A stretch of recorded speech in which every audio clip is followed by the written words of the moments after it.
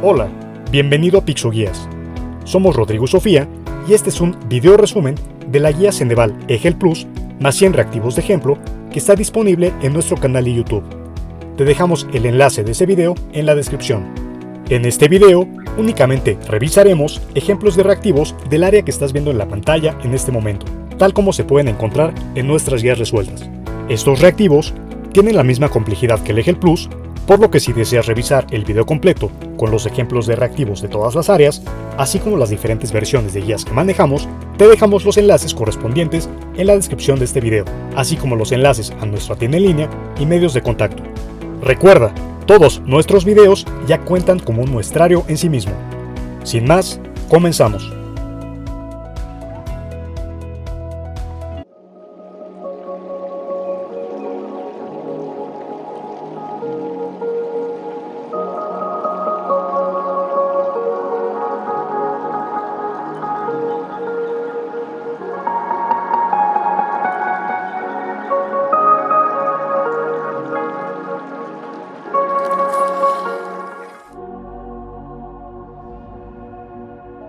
Iniciamos el área 2, recursos bióticos, con la explicación de reactivos con formato de cuestionamiento directo. A lo largo de este video vas a poder observar que en la parte superior de cada reactivo se encuentra la subárea y el tema al que hace referencia el reactivo que se está observando en ese momento. Ten en cuenta que las subáreas y temas a los que hace referencia este video son subáreas y temas que Ceneval contempla en su temario oficial. Quiere decir que los reactivos son reconstrucciones reales basado obviamente en lo que te van a preguntar. Si te fijas, no son temas que tienen que ver con otras cuestiones, sino que es únicamente y centrado en lo que Ceneval va a preguntar. Bien, iniciamos. Un equipo de biólogos realiza un estudio sobre la eficacia de diferentes métodos de conservación en la población de la mariposa monarca Danaus plexippus en Michoacán. La siguiente tabla muestra el porcentaje de aumento en la población de mariposas después de aplicar 3 diferentes métodos de conservación durante 5 años. Entonces tenemos aquí el método de conservación por reforestación, control de plagas, educación ambiental y pues el aumento de la población de acuerdo a los años 1, 2, 3, 4 y 5 y el porcentaje. Entonces estos son los métodos y el aumento. Basándose en la información proporcionada, ¿cuál de las siguientes afirmaciones es la más precisa respecto a la eficacia a lo largo de los métodos de conservación? A. La reforestación muestra un incremento constante y predecible en la población de mariposas año tras año. B. El control de plagas es el método más efectivo a largo plazo, ya que muestra un aumento constante. O C. La educación ambiental tiene un impacto creciente a lo largo del tiempo, igualando la eficacia de la reforestación en el 5º año. La respuesta es la C, que es educación ambiental. Y bueno, fíjate muy bien por qué. Porque inicia lento, pero pues su aumento es muy rápido después de eso.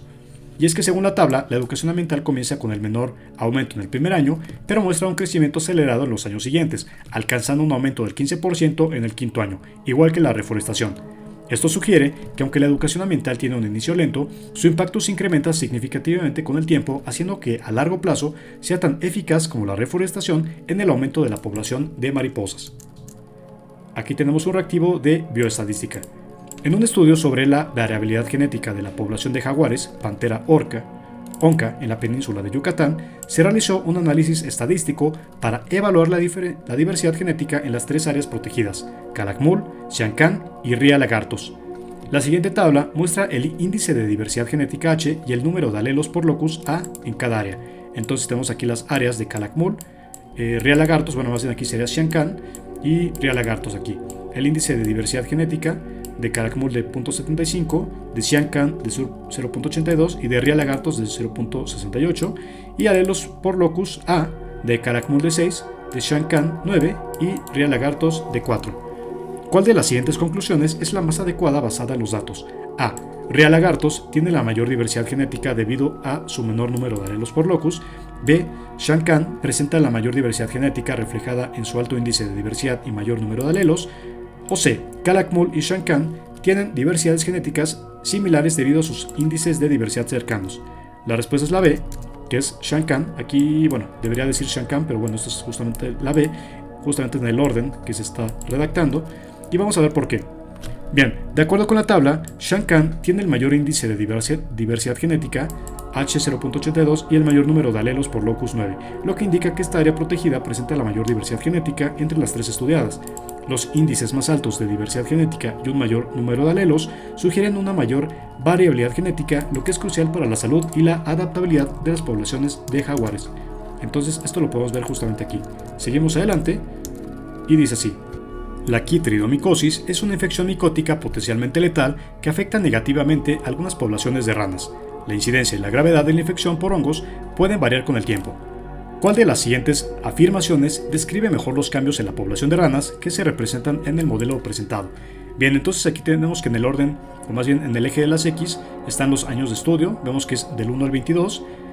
Obviamente, bueno, pues dependiendo de las acotaciones, vemos qué significan cada una de estas líneas. En la gráfica, por ejemplo, vemos que la línea que es seguida es la proporción infectada y la que es no seguida es el tamaño relativo de la población. En el eje Y vemos la proporción de la población infectada, que va de 0 a 1.0, y el tamaño relativo de la población. Entonces, en este caso, nos preguntan cuál de las siguientes afirmaciones describe mejor los cambios. A. El hongo que infectó a la población de ranas fue inicialmente virulento, pero luego se volvió inofensivo. Según la tendencia de los últimos años del estudio, el hongo se ha extinguido. B. Los individuos infectados se extinguieron gradualmente y los individuos genéticamente resistentes se hicieron más comunes. La población de ranas se recuperó debido a la mayor frecuencia de individuos resistentes. O C. Los patrones de las curvas en el gráfico indican un aumento repentino en la gravedad de la infección por hongos y una gran proporción de la población de ranas murió porque los individuos no pudieron evolucionar lo suficientemente rápido. La respuesta correcta es la B. Los individuos infectados se extinguieron gradualmente y los genéticamente resistentes se hicieron más comunes. Bien, la explicación la puedes ver aquí al ponerle pausa al video. Recuerda revisar con calma esta tabla. El espinoso o Gasterosteus aculeatus es un pez pequeño que se encuentra tanto en ambientes marinos como de agua dulce. Las poblaciones de espinosos marinos consisten principalmente en individuos con placas con forma de armadura que cubren la mayor parte de la superficie de su cuerpo, completamente enchapadas. Hace aproximadamente 10.000 años, algunos espinosos marinos colonizaron ambientes de agua dulce. Después de muchas generaciones en los ambientes de agua dulce, las poblaciones de espinoso de agua dulce carecían del blindaje, bajo enchapado, típico de las poblaciones de espinoso marino, como podemos ver aquí este pez. Durante el periodo comprendido entre 1957 y 2005, una población de agua dulce en el lago Washington, un lago en una región costera en el noroeste de Estados Unidos, cambió de tener una mayoría de individuos del fenotipo de placa baja a tener más individuos de la placa completamente del fenotipo que del fenotipo de la placa baja. La figura 1 muestra la distribución de fenotipos enchapados en espinillas del lago Washington en 4 puntos temporales entre el 57 y 2005, tal como podemos ver aquí. Entonces, fíjate muy bien, están aquí los años, el 57, 68, 76 y 2005. Y vemos aquí las acotaciones. El que está completamente negro es el porcentaje 100% blindado. El gris es de los parcialmente blindados y los blancos reducidamente. Y aquí el porcentaje de peces que va de 0 a 100. Obviamente, pues aquí son los fenotipos en el lago Washington a través de los años. Se cree que un solo gen, la ectodisplacina EDA, es responsable de la variación en el número de placas blindadas en espinosos. La figura 2 muestra un árbol filogenético construido mediante la comparación de secuencias de ADN del gen EDA de una serie de poblaciones espinosas con fenotipos chapados o completamente chapados. La figura 3 muestra un árbol filogenético construido comparando las secuencias de 25 genes que se seleccionaron aleatoriamente de las mismas poblaciones que se muestran en la figura 2. En ambas figuras, las poblaciones sombreadas muestran el fenotipo completamente plateado. Entonces vemos aquí pues la figura 2 y la figura 3. Entonces aquí vemos cuál es la filogenética. Fíjate muy bien cómo se va haciendo estas subdivisiones. Aquí están los del totalmente blindado, que va POP 9 a POP 15, blindaje bajo, y la filogenia basada en varios genes. Fíjate cómo aquí ya está mezclado. ¿Cuál de las siguientes explica mejor las diferencias en la armadura de la población espinosa del lago Washington resumida en la figura 1, la que podemos ver aquí? A. El análisis de células somáticas usando tinción cromosómica y microscopía óptica indica que los peces espinosos tienen un número diploide de 42. B. Los machos espinosos de las poblaciones naturales de agua dulce suelen ser más agresivos cuando compiten por parejas que los machos espinosos de las poblaciones criadas en laboratorio. C. Los peces que exhibían el fenotipo de placas bajas fueron seleccionados contra la población espinosa del lago Washington durante los 50 años. La respuesta es la C. Los peces que exhibían el fenotipo de placas bajas fueron seleccionados contra la población espinosa del lago Washington durante los últimos 50 años. Entonces, bueno, vamos a ver la explicación.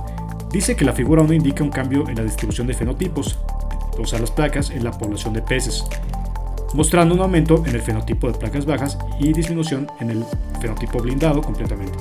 La explicación más probable es que para este cambio de fenotipo es que los peces del fenotipo de placas bajas fueron favorecidos de alguna manera, posiblemente debido a la selección natural en el ambiente específico del lago. Entonces, bueno, el texto proporciona una pista clave al indicar que los peces en ambientes de agua dulce carecen típicamente de un blindaje pesado, lo cual sugiere que los fenotipos de placas bajas pueden haber sido seleccionados a favor sobre el tiempo en el lago Washington. Esto concuerda con la opción C, que indica que los peces con el fenotipo de placas bajas fueron seleccionados en el lago durante los últimos 50 años. Las otras opciones no están directamente relacionadas con los datos fenotípicos o las tendencias mostradas en la figura 1.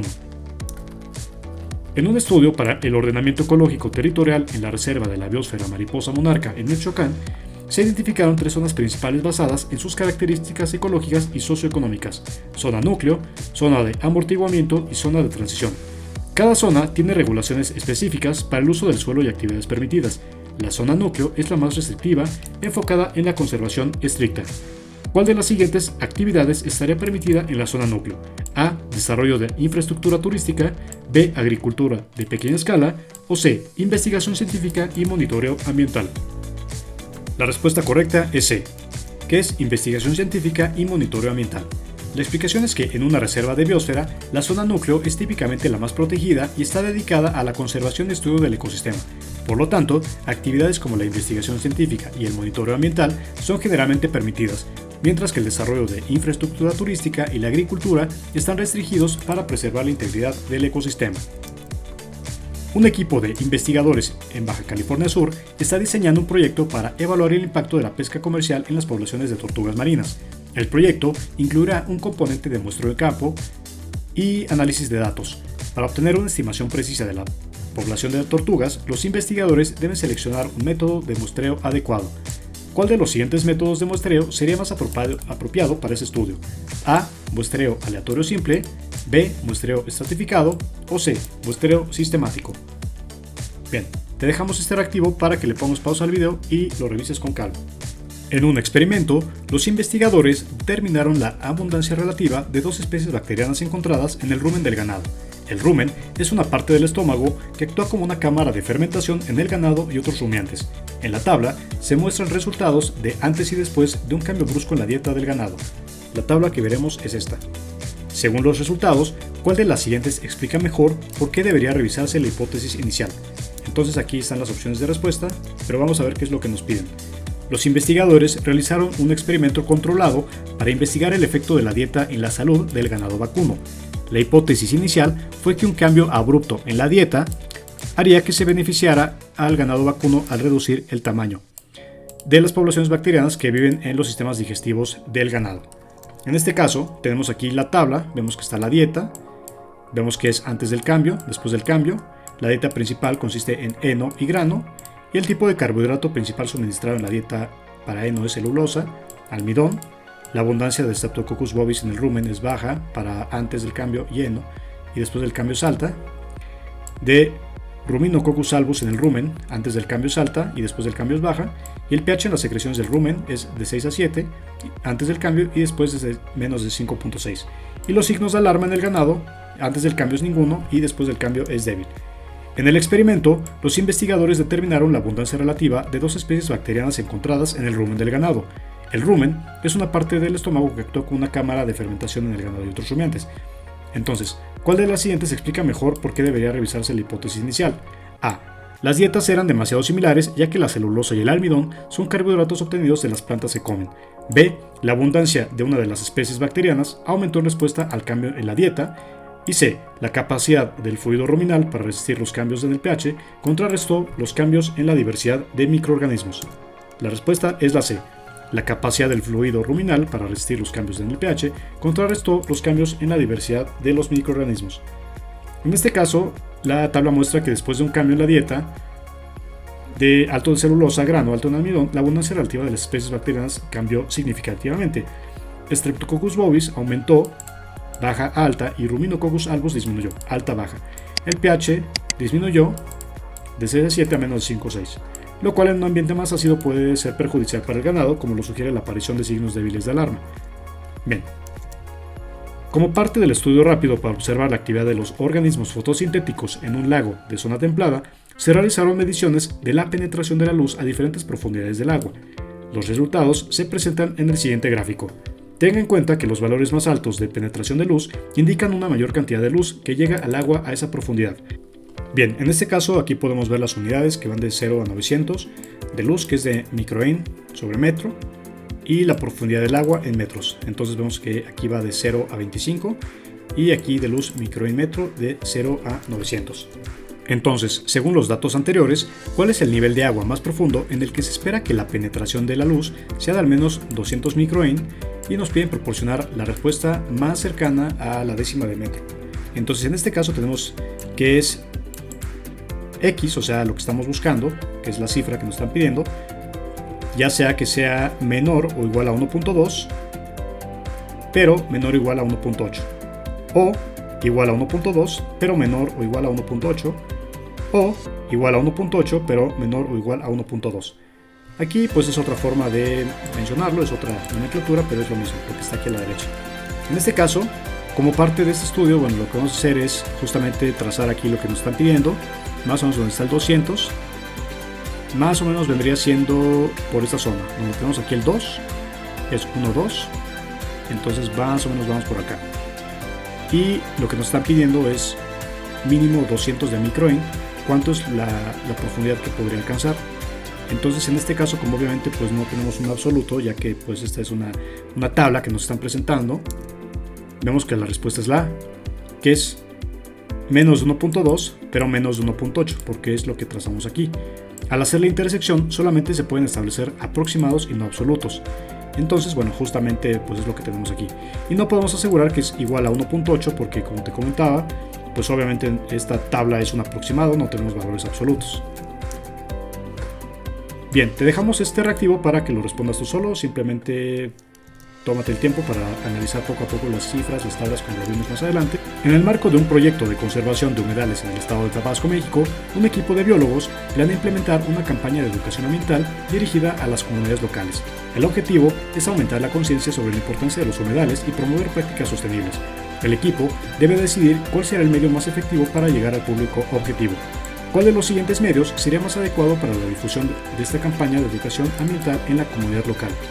En este caso, la respuesta correcta es la B, que son talleres interactivos en escuelas y comunidades locales.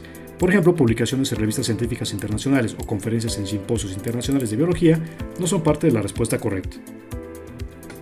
Investigadores en la selva lacandona, Chiapas, están estudiando la relación entre la deforestación y la biodiversidad de aves. Utilizan un modelo de regresión lineal para analizar la relación entre el área de bosque perdido en hectáreas y la disminución en el número de especies de aves observadas. El modelo muestra un coeficiente de correlación de menos 0.87. ¿Qué implica este coeficiente de correlación en el contexto del estudio? La respuesta es la C, y nos dice que existe una relación negativa fuerte entre la deforestación y la biodiversidad de aves. Puedes ponerle pausa al video para revisar la explicación. Se realizó un análisis para evaluar el impacto ambiental de distintas actividades económicas en la región de la Sierra Gorda, Querétaro. La siguiente tabla muestra el índice de impacto ambiental IIA para 3 actividades diferentes en la región. En este caso vemos aquí las actividades económicas, que es el turismo ecológico, la minería a cielo abierto y la agricultura orgánica, y el impacto ambiental del primero es 35, 75 y 40 respectivamente. Considerando un rango de IIA, donde valores más bajos indican un menor impacto ambiental y valores más altos un mayor impacto, ¿cuál de las siguientes afirmaciones es correcta? A. La minería a cielo abierto tiene un menor impacto ambiental en la Sierra Gorda. B. El turismo ecológico presenta un mayor impacto ambiental que la agricultura orgánica. O C. La agricultura orgánica y el turismo ecológico tienen impactos ambientales similares. Respuesta B. El turismo ecológico presenta un mayor impacto ambiental que la agricultura orgánica.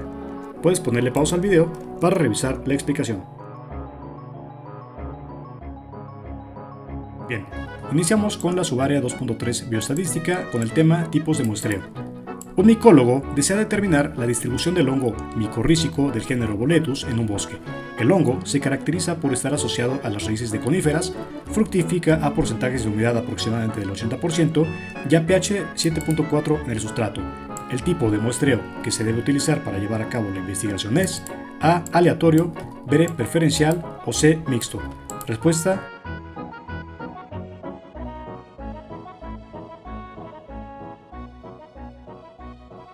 lea el texto y seleccione una de las 3 pruebas estadísticas que corresponda con el caso planteado, considerando sus características. Para ello, dé clic en el cuadro que antecede a las alternativas de respuesta. El rango de tolerancia térmica de los tardígrados se estableció a partir de 5 colectas aleatorias en diferentes latitudes. Este fluctúa entre menos 70 grados centígrados y 120 grados centígrados. Sin embargo, el análisis comparativo mostró discrepancias en la temperatura tolerada, superiores a 75% del rango, dependiendo de la procedencia de las colectas. El análisis estadístico que permite comparar los rangos de tolerancia entre procedencias es A. Prueba de Kruskal-Wallis, B. Prueba de Friedman o C. ANCOVA. Respuesta A. Prueba de Kruskal-Wallis. La prueba de Kruskal-Wallis es una prueba no paramétrica utilizada para comparar 3 o más muestras independientes. Es útil para comparar rangos y es adecuada cuando los datos no se distribuyen normalmente o cuando las muestras tienen tamaños diferentes, como puede ser el caso de la tolerancia térmica de los tardígrados de diferentes colecciones. En un esfuerzo por aumentar la conciencia sobre la conservación de los arrecifes de coral en Quintana Roo, un grupo de biólogos marinos lanzó una campaña de comunicación que incluye charlas educativas, exposiciones fotográficas y documentales. La siguiente tabla muestra el porcentaje de aumento en la conciencia ambiental y en la participación comunitaria después de cada tipo de actividad. Entonces tenemos aquí las actividades, charlas educativas, exposiciones fotográficas, documentales, y el aumento en la conciencia ambiental del 30, 20 y 40% respectivamente, y el aumento en la participación comunitaria del 25, 15 y 35% respectivamente. De las actividades de comunicación, la que fue más efectiva en aumentar tanto la conciencia ambiental como la participación comunitaria en la conservación de los arrecifes de coral fue C. Documentales, debido a su amplio alcance y profundidad en la presentación de información. Bien, justamente podemos ver por qué, porque los datos son de 40% y 35% respectivamente. Puedes ponerle pausa para revisar la explicación. A partir de este momento, te pedimos que le pongas pausa al video para revisar la explicación, ya que nos faltan muchos reactivos por revisar. Un estudio en el Parque Nacional Nevado de Toluca, Estado de México, se enfocó en analizar la relación entre el número de visitantes y el impacto en la flora local. Se recopilaron datos mensuales durante un año. La siguiente tabla muestra el número promedio de visitantes por mes y el porcentaje de disminución en ciertas especies de flora. Entonces tenemos aquí el mes que va de enero a junio, el número promedio de visitantes y la disminución de la flora en porcentaje. Entonces, basado en estos datos, la única afirmación correcta es C. Existe una relación directa entre el aumento del número de visitantes y la disminución de la flora. Esto, pues bueno, prácticamente como podemos ver justamente aquí. Bien, puedes ponerle pausa al video para revisar la explicación. En el Parque Nacional La Malinche, en Tlaxcala, Puebla, un equipo de biólogos llevó a cabo un estudio para evaluar la relación entre la presencia de especies invasoras y la diversidad de especies nativas. Se utilizó un análisis de regresión lineal para determinar la correlación entre el número de especies invasoras, o sea la variable independiente, y el número de especies nativas, variable dependiente, en diferentes zonas del parque. La siguiente tabla muestra los resultados del análisis para 5 zonas.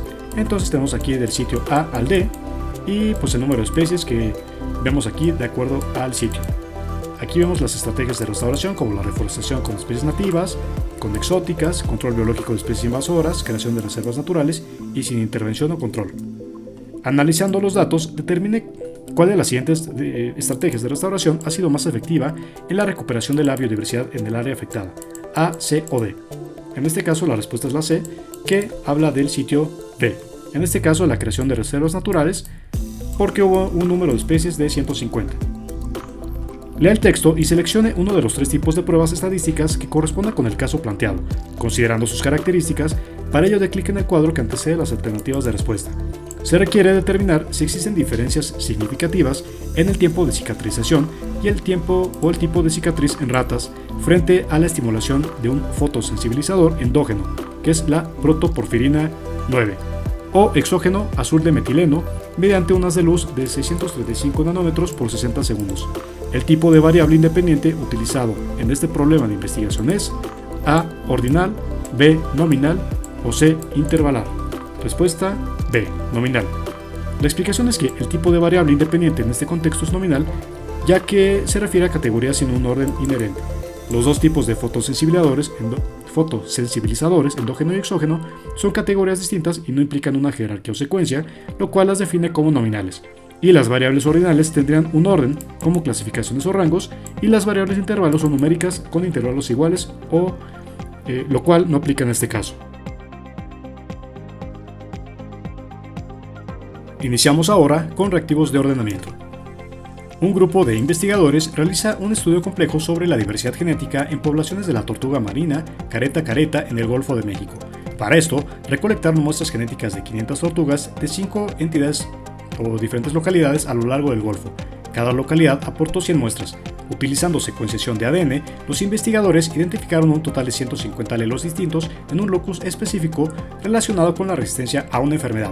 Se busca evaluar la distribución de estos alelos entre las poblaciones para entender la estructura genética y su potencial adaptativo frente a la enfermedad. Para analizar esos datos y obtener conclusiones sobre la estructura genética de las poblaciones de tortuga marina y su resistencia a la enfermedad, se deben seguir ciertos pasos metodológicos. Ordene los siguientes conceptos clave en el orden correcto para realizar este análisis. Nos vamos a la respuesta, que es la A, y vemos que primero es 2. Secuenciación de ADN, diversidad alélica, análisis de varianza molecular AMOVA e interpretación ecológica. La respuesta correcta es A, y la explicación la puedes ver al ponerle pausa al video. Una investigación sobre la biodiversidad de anfibios en un bosque templado en Michoacán, México, ha identificado 4 especies clave. Los investigadores recopilaron datos sobre la abundancia, distribución y variabilidad genética de estas especies. Se propone evaluar el impacto de distintas variables ambientales en la biodiversidad de los anfibios. Ordene los pasos metodológicos que deben seguirse para llevar a cabo esta evaluación. Bueno, entonces aquí tenemos a los anfibios y vemos que la respuesta es la A. La explicación la puedes ver aquí. Y vamos a ver que es 4, 2, 1, 3. 4. Revisar literatura científica para establecer hipótesis sobre factores ambientales influyentes. 2. Realizar muestreos de campo para registrar la abundancia y distribución de las especies. En este caso vemos que después es 1. Analizar la variabilidad genética de las especies mediante técnicas de biología molecular. Y 3. Aplicar modelos estadísticos para correlacionar la biodiversidad con variables ambientales. En un estudio para el ordenamiento ecológico del litoral de Quintana Roo, se busca evaluar el impacto de actividades turísticas en la salud de los arrecifes de coral. Se identificaron variables como la intensidad del tráfico marítimo, la concentración de contaminantes y la diversidad de especies de coral. Ordene las etapas para realizar un análisis efectivo de la situación. Veamos que la respuesta es la C, y es 3, 4, 1, 2. 3. Diseñar un protocolo de monitoreo continuo para evaluar la eficacia de las medidas de conservación. 4. Analizar la información recabada y proponer estrategias de manejo territorial. Vemos que posteriormente es 1. Establecer índices de salud de los arrecifes basados en la diversidad de especies y la presencia de contaminantes. Y 2. Recopilar datos sobre el tráfico marítimo y su correlación con la degradación de arrecifes. Bien, te dejamos este reactivo que es muy similar. Puedes ver que aquí prácticamente se habla de la conservación del manglar en la costa de Veracruz, con la respuesta correcta, que es la B. La explicación la puedes ver aquí al ponerle pausa al video. Vemos aquí otro reactivo que habla de la conservación de la mariposa monarca. Te lo dejamos para que le pongas pausa al video, para que lo revises con calma y veas la explicación. Bien, vemos aquí también un reactivo de ordenamiento territorial en la Sierra Tarahumara. Te dejamos este reactivo para que le pongas pausa al video y lo revises junto con los 2 previos que te comentamos. Se pretende realizar un proyecto para la conservación del águila real en el norte de México. Incluye investigación, monitoreo, educación y colaboración. Ordene las acciones clave. En este caso la respuesta es la A, y vemos que primero es investigación, monitoreo, educación y colaboración. Bien, en un estudio detallado realizado en la selva lacandona, se busca comprender cómo los cambios climáticos están afectando las poblaciones de la rana arborícola. Para ello, se recopilan extensos conjuntos de datos que incluyen temperaturas anuales, precipitaciones y números poblacionales de la rana durante la última década.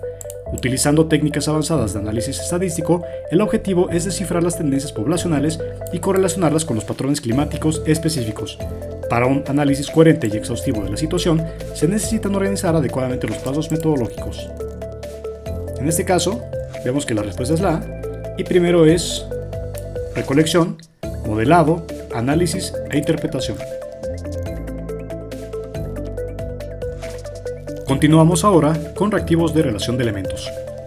Un equipo de investigación está analizando la dinámica poblacional de Rhizopora mangle en la costa de Veracruz. Utilizan modelos matemáticos para predecir el crecimiento poblacional bajo distintas condiciones ambientales. Asocia los tipos de modelos matemáticos con las situaciones hipotéticas propuestas. En este caso, la respuesta es la A, y nos posicionamos. 1. El modelo determinista con la proyección con una tasa de crecimiento constante y sin influencia aleatoria. 2. Estocástico con el análisis de la viabilidad poblacional ante eventos aleatorios como huracanes. 3. Logístico con el cálculo de crecimiento poblacional considerando la capacidad de carga del ecosistema. Y 4. Algebraico con la proyección con tasas variables de crecimiento debido a la contaminación. Un grupo de conservacionistas está diseñando un proyecto para la restauración de ecosistemas en la reserva de la biosfera mariposa monarca. El proyecto debe considerar diversos factores ecológicos y manejar adecuadamente las especies en riesgo. Relaciona los elementos del proyecto con las estrategias específicas. En este caso, para implementarse, vemos que la respuesta es la A, y vemos que la flora endémica, la estrategia de preservación es la erradicación y control biológico de especies no nativas. 2. Fauna en riesgo, con los programas de reproducción en cautiverio y reintroducción. 3. Invasión de especies con la introducción de especies competidoras. 4. Uso de suelo, con restricciones de uso de suelo para preservar hábitats críticos. Y 5. Educación ambiental, con talleres de concienciación y participación comunitaria. La dirección de un parque nacional en Baja California Sur implementa un programa para mejorar la conciencia ambiental entre los visitantes.